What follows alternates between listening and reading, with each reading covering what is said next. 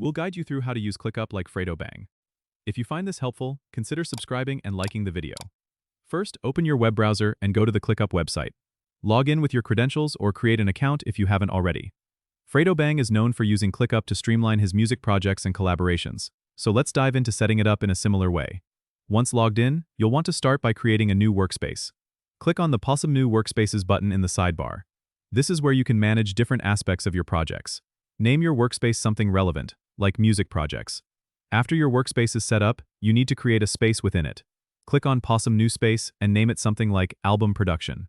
This helps keep your tasks organized. Within your new space, you can create lists for different stages of your project.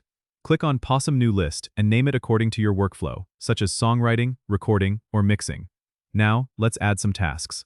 Click on Possum New Task within the appropriate list. For example, under songwriting, you might create tasks for each song you're working on. You can set due dates, assign tasks to collaborators, and even attach files like lyrics or demos directly to each task. Fredo Bang often uses ClickUp's features to keep his team in sync, so use the comments section in each task to communicate with your team. You can also use the chat view for real-time collaboration. Don't forget to explore ClickUp's time tracking feature to monitor how much time you're spending on each task. It helps in managing your workload more effectively. Finally, customize your dashboards to get an overview of your project progress. ClickUp offers widgets to track tasks, deadlines, and more. Don't forget to subscribe and comment if this helped you out.